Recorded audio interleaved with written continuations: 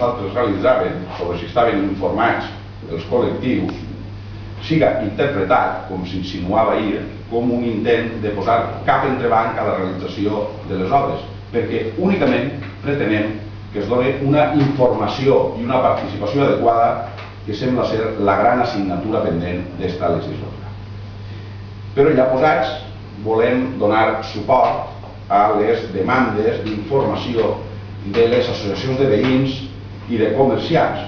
a les que el govern municipal també sembla menysprear,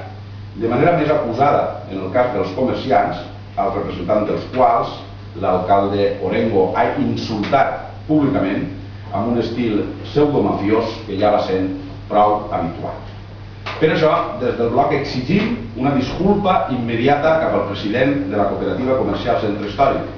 qui, en defensa dels interessos dels seus associats i del comerç en general, només va expressar el seu descontent amb la forma en què s'havia desenvolupat tot l'afer i la falta d'informació cap al seu col·lectiu.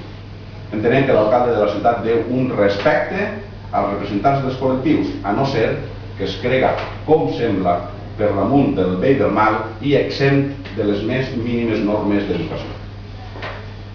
Des del bloc considerem que aquests continus canvis de criteri que s'han produït al voltant de